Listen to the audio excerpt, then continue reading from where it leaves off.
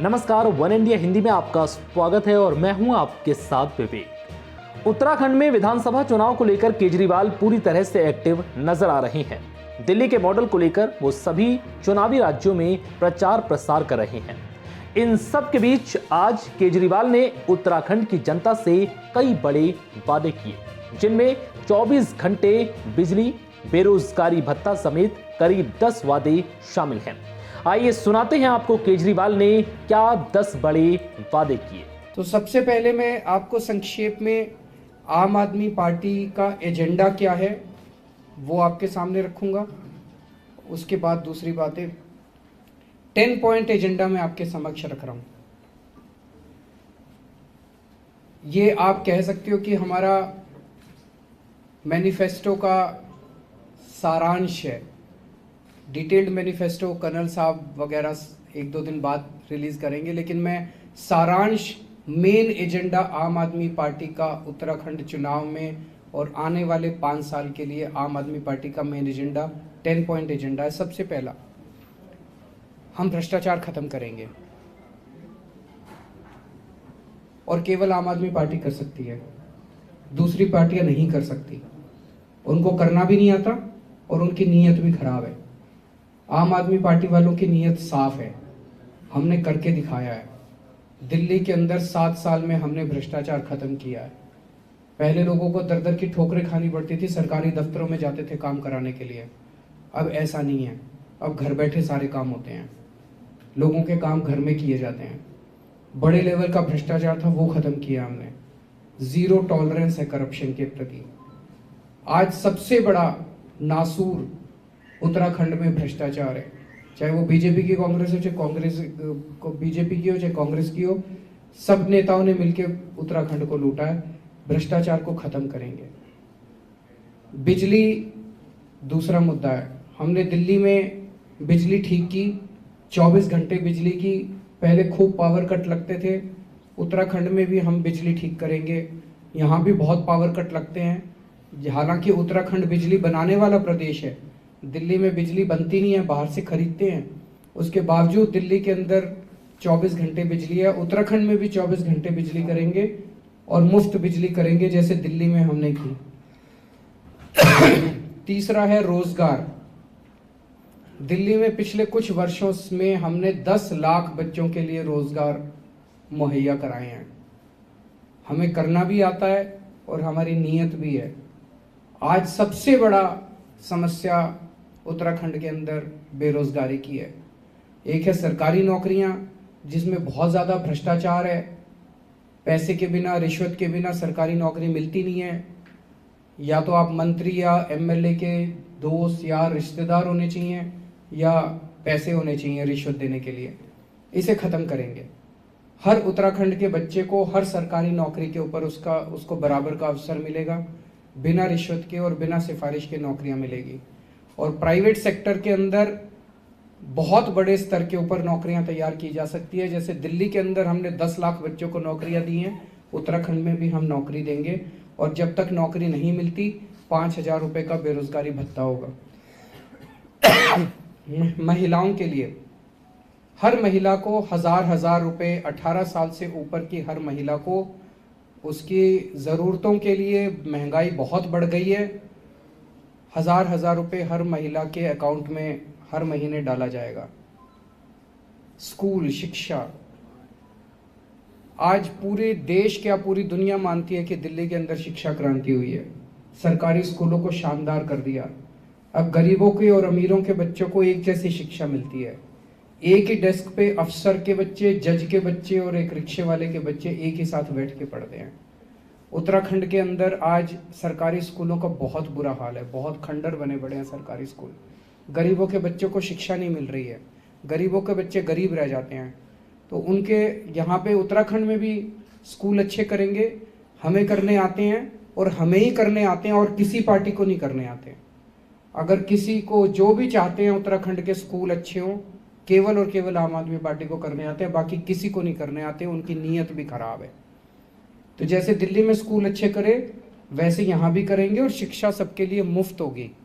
जिसके पास पैसा नहीं है और इस देश में पैदा हो गया, उसको अच्छी शिक्षा का अधिकार है और वो अधिकार आम आदमी पार्टी देगी।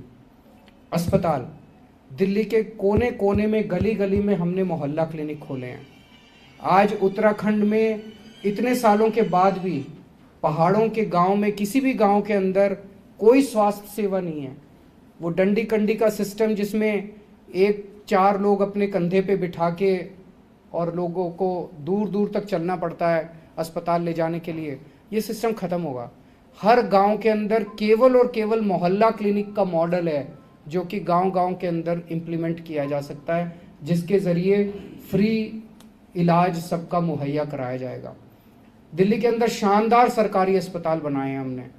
आज लोग अपोलो और मैक्स में नहीं जाते अमीर लोग, वो हमारे सरकारी अस्पतालों में आते हैं। अगर दिल्ली के 2 करोड़ लोगों में कोई बीमार हो जाए, अगर उसे बुखार हो और क्रोसिन चाहिए, वो भी फ्री है। और अगर उसे कैंसर हो जाए या कोई ट्रांसप्लांट कराना हो, वो भी फ्री है। 2 करोड़ लोगों का, हर व्यक्ति का पूरा इलाज मुफ्त हमने सुनिश्चित किया है।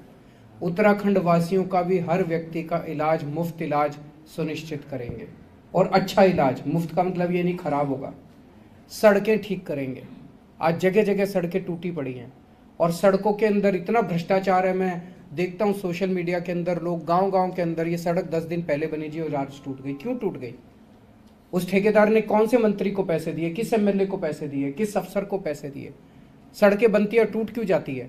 ये बंद करेंगे, सड़कें बनवाएंगे भी और सड़कों की गारंटी सुनिश्चित करेंगे। हमने गारंटी दी थी तीर्थ यात्रा की। हर उत्तराखंड वासी को अयोध्या जी के दर्शन करवाएंगे। जो हमारे दूसरे लोग हैं, उनको, मुस्लिम धर्म के लोग हैं, उनको अजमेर शरीफ के हम दर्शन कराएंगे। दिल्ली के अंदर हमारी मुख्यमंत्री तीर्थ यात्रा योजना है, जिसके तहत बहुत सारे लोग, अभी तक लगभग 40,000 लोग अलग अलग स्थानों के तीर्थ यात्रा करके आ चुके हैं। जब वो वापस लौटते हैं, उनके चेहरे की खुशी आप लोगों को देखनी चाहिए, इतने खुश होते हैं। हमने कहा कि हम उत्तराखंड को हिंदुओं की अंतर्राष्ट्रीय आध्यात्मिक राजधानी बनाएंगे। इससे पूरे दुनिया के अंदर बहुत सारे लोग, यहाँ पे टूरिज्म जो है वो बहुत बड़े स्तर के ऊपर बढ़ेगा और इससे हमें उम्मीद है कि हजारों बच्चों को रोजगार मिलेगा। हमारे जो रिटायर्ड सैनिक हैं, उन रिटायर्ड सैनिकों को 34 साल की उम्र में फौज से रिटायर हो जाते हैं और उसके बाद फिर वो कभी कोई सिक्योरिटी एजेंसी में नौकरी ढूंढ रहा है, कोई कहीं नौकरी ढूंढ रहा है। क्यों भाई?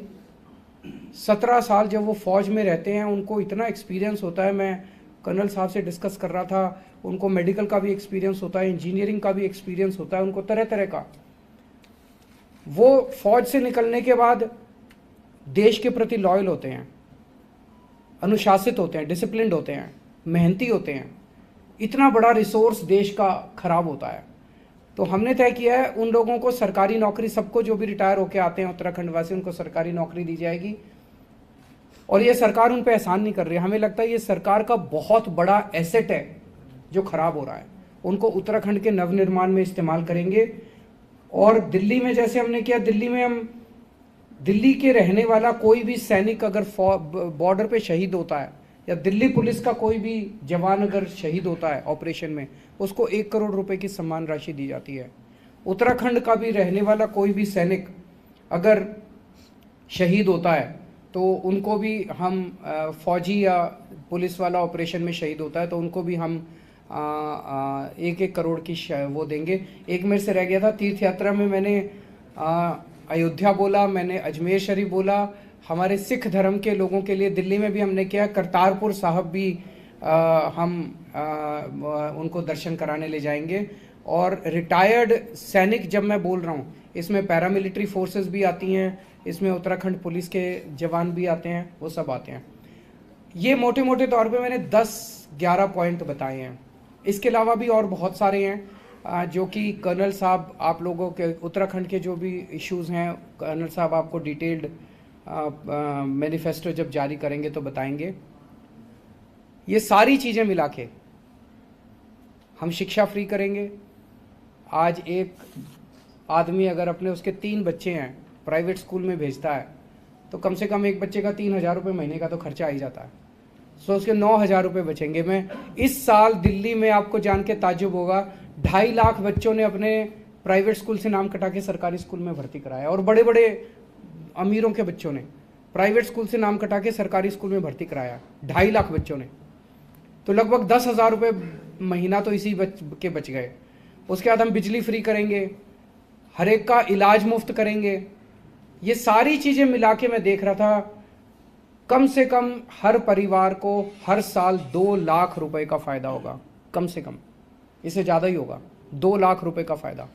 तो 5 साल में हर परिवार को कम से कम सीधे तौर पे 10 लाख रुपए का फ़ायदा होगा इन सभी कदमों से।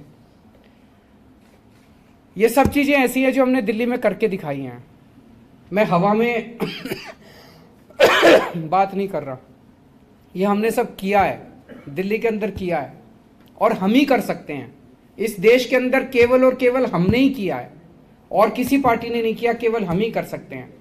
मैं फिर से निवेदन करता हूं, किसी भी व्यक्ति को अगर ये लगता है कि केजरीवाल झूठ बोल रहा है, आम आदमी पार्टी बड़े बड़े वादे कर रही है, आप दिल्ली में फ़ोन करके अपने दोस्तों को, यार रिश्तेदारों को फ़ोन करके पूछें कि क्या आप केजरीवाल सरकार से खुश हैं।